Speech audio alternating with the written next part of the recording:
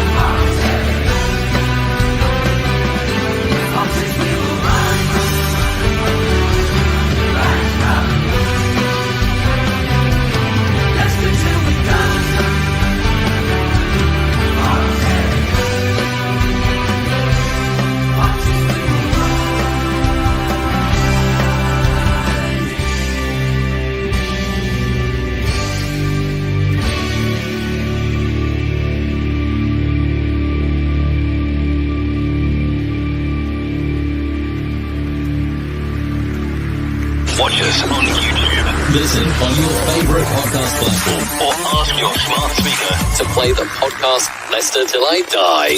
Right, Chris.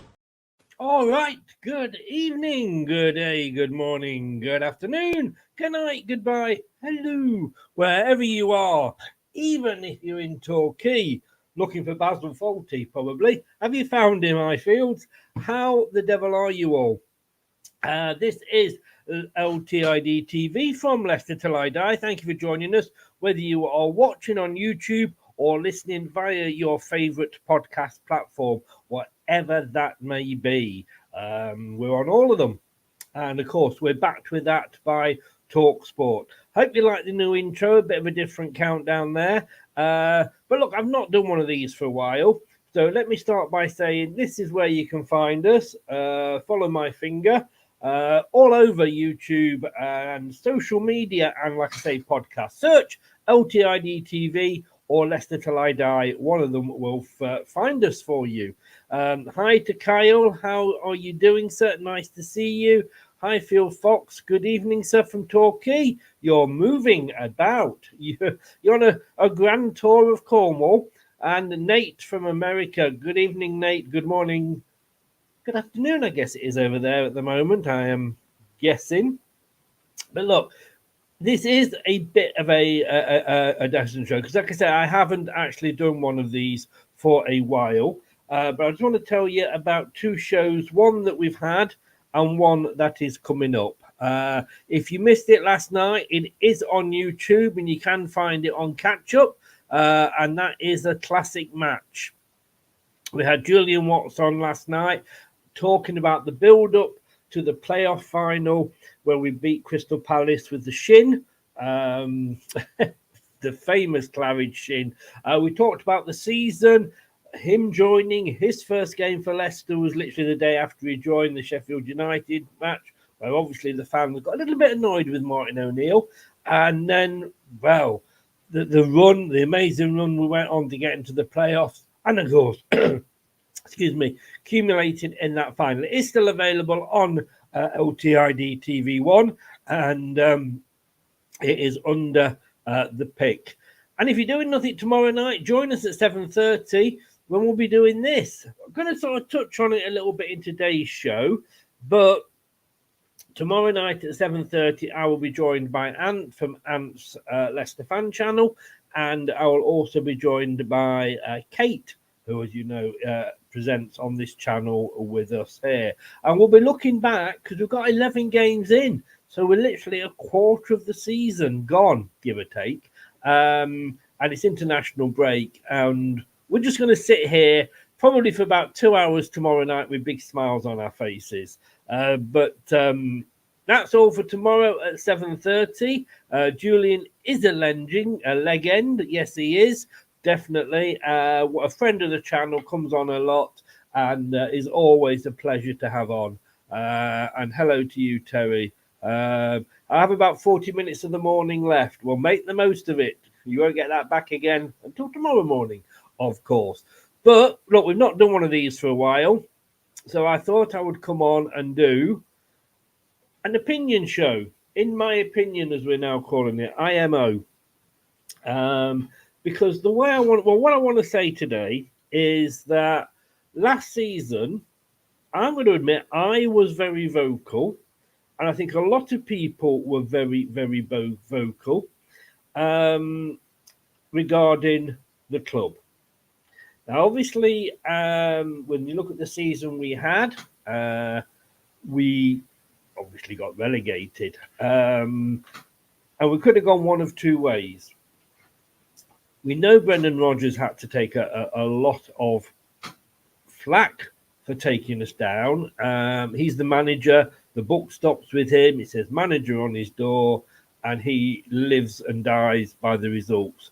If the players aren't giving it on the pitch, he can't sack 11 players. He's got to get the best out of the team he's got. And when you look at how certain players that haven't had a look in or have been playing really, really badly last season, how they're performing this season, indeedy, Vestergaard, then you've got to say, quite rightly, Brendan Rodgers takes a lot of the blame. But we also dished a lot of blame out at this guy's doorstep. Yeah, top.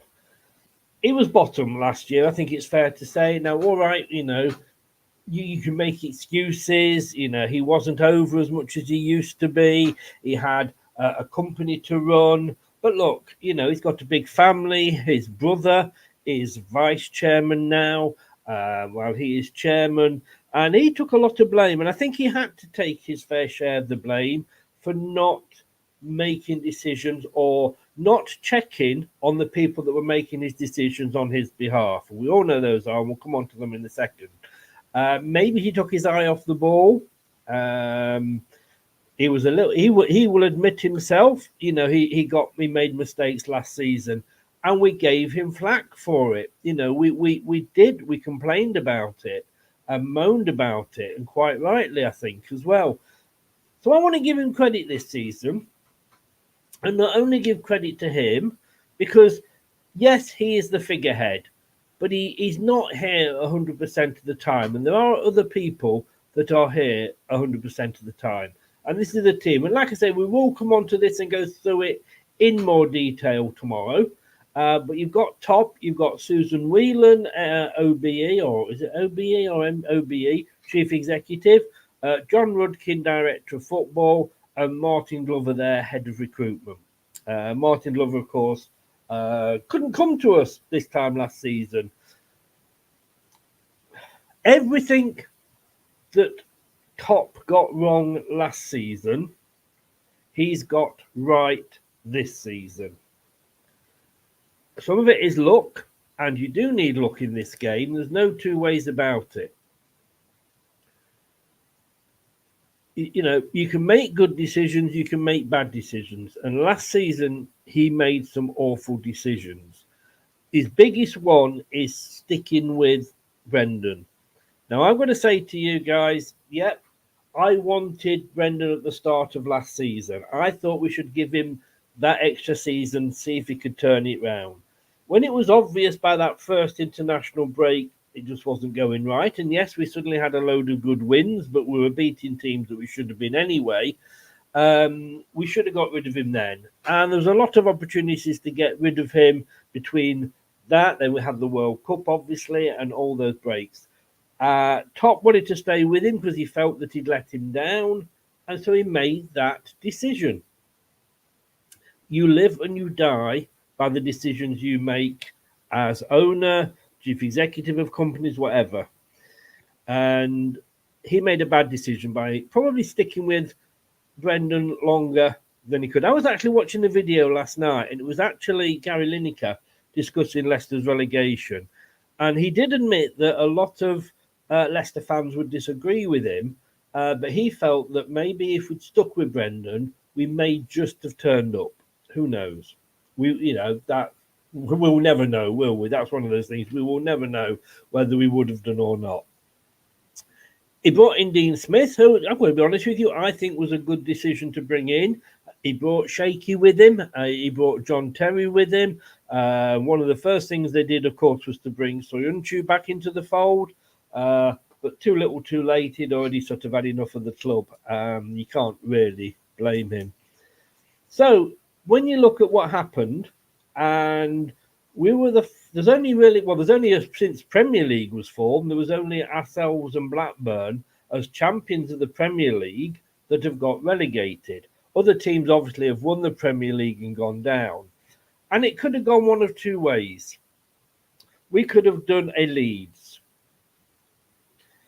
We could have really dropped 2 or 3, well, not 2 or 3, but we could have really struggled this season. We could have been down at the bottom and looking at even possibly another relegation.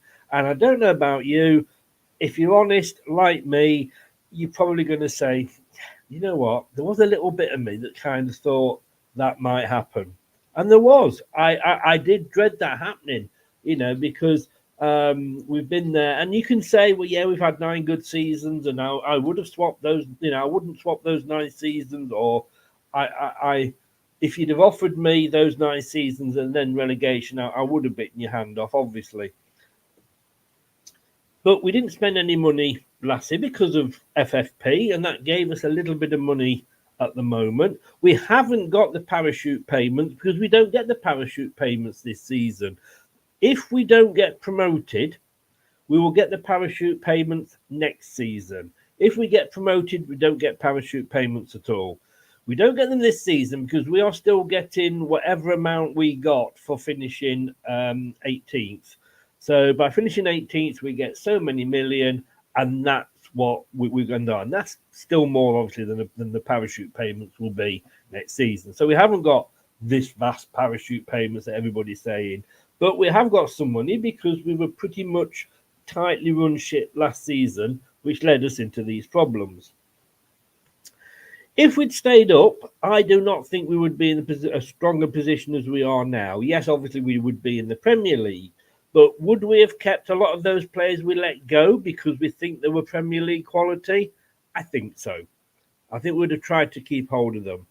And we know that the players we let go had to be let go. They were overpaid and over here, as we used to say about the Americans in the war. But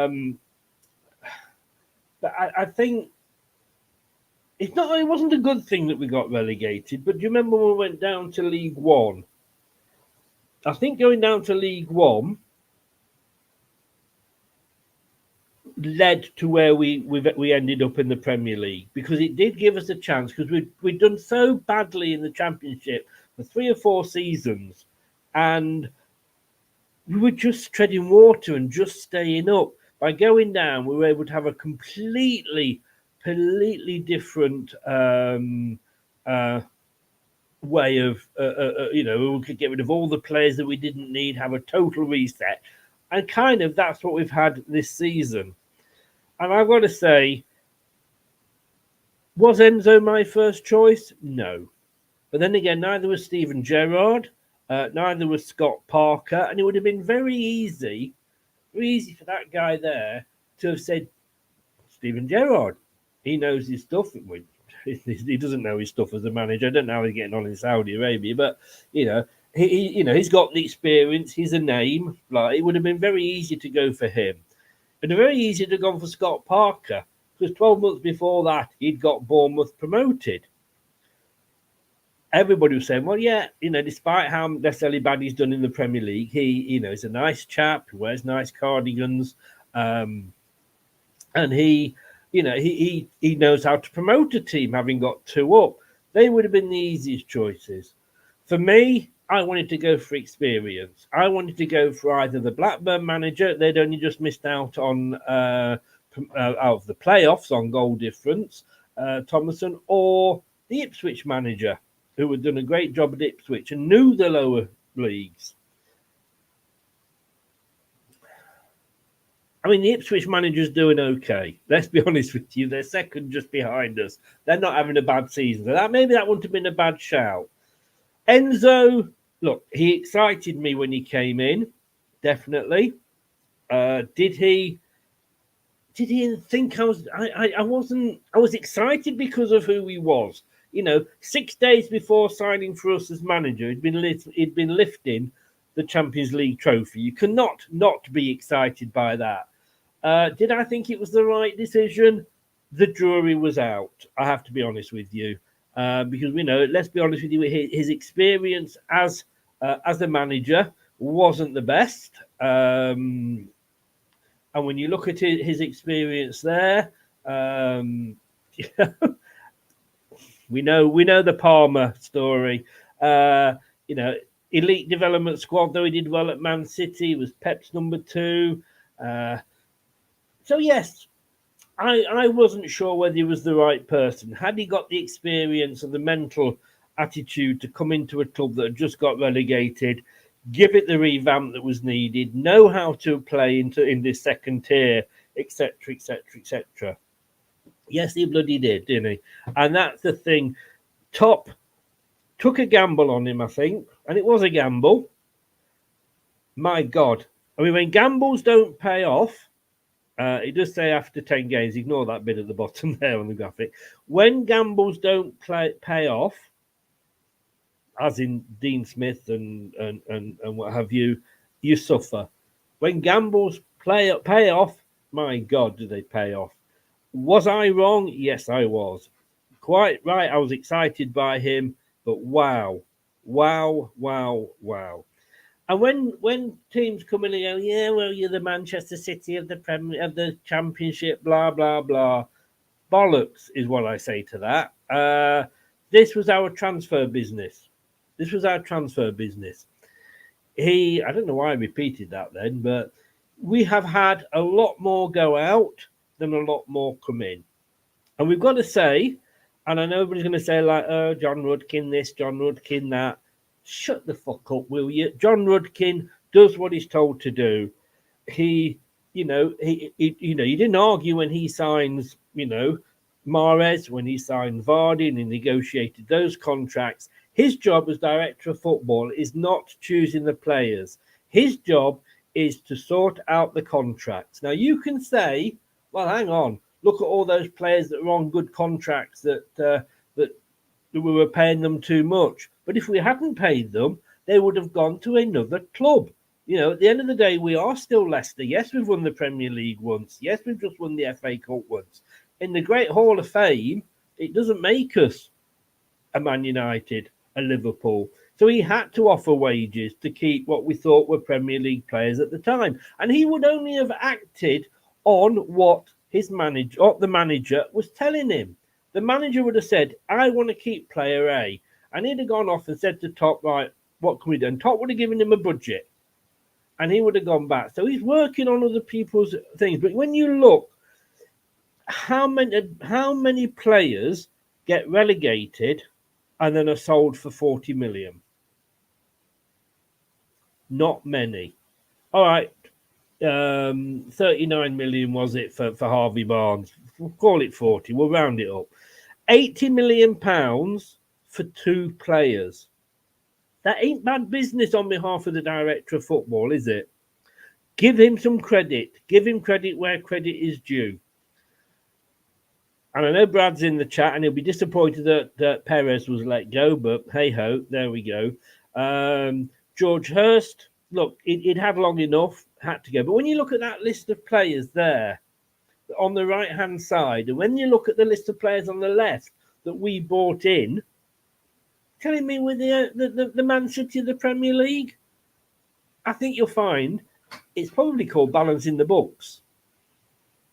So shut up about this and, shut up about, well, you're spending all this money. 12 months ago, we didn't spend any, which is why we were in this damn league in the first place. And I've got to say, all credit. Like I say, it was a brave gamble that Top took, and it's paid off. And we have to give credit to him. We seriously do. I want to just bring this up, and I also want to say another bollocks to the guy that. All right, it's all right having an opinion, but I put this up in Facebook the other day, and he went, "Yeah, that last season we were playing Premier League teams. This season we're playing Championship teams. No fucking shit, Sherlock. God, you've got the brains to be a Leicester City fan, haven't you? Yeah, last season we had a Premier League team. This season, at the moment, we've got a Championship team.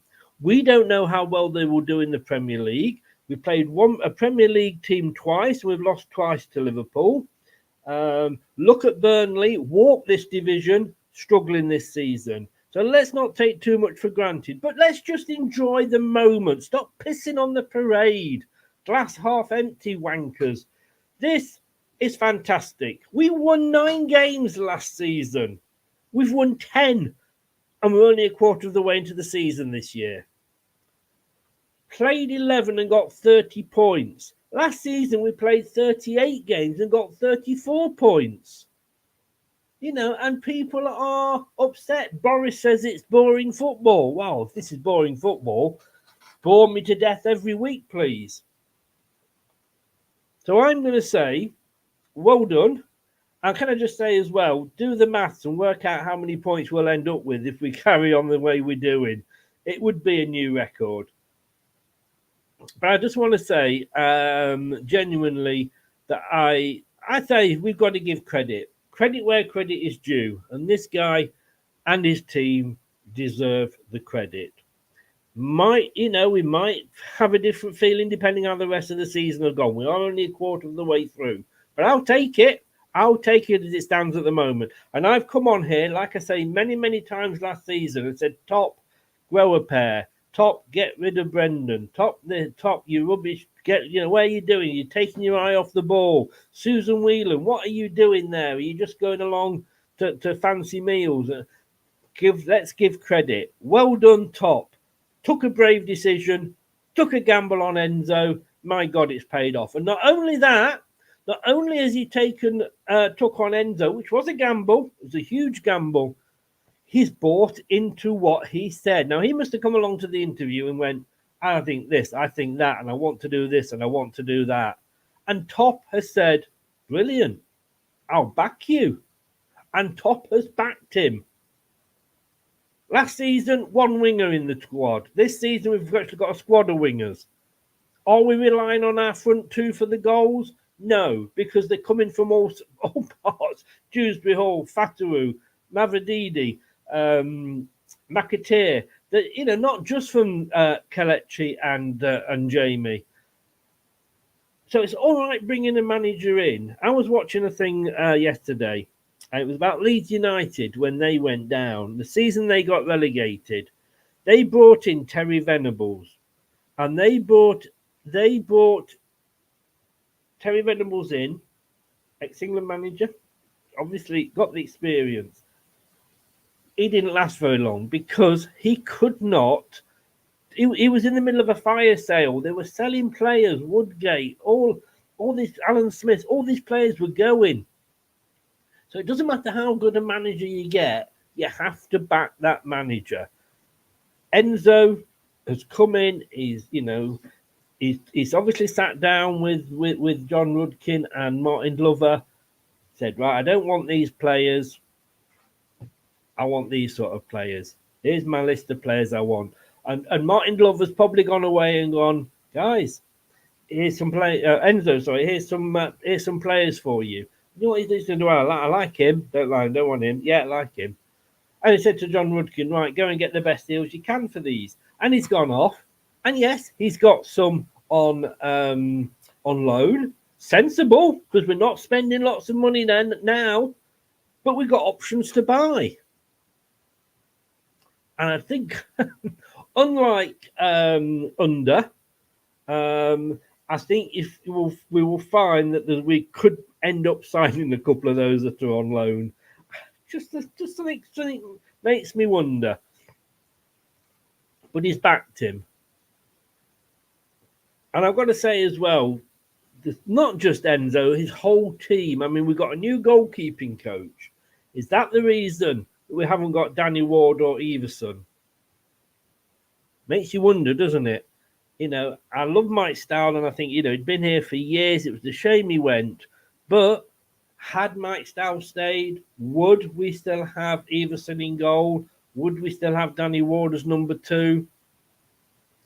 Even Jordan Blackwell on Leicestershire Live said he was surprised we went out and bought a goalkeeper, but my God, was he wrong as well. So thank you, Top. Thank you for making the decisions you've made.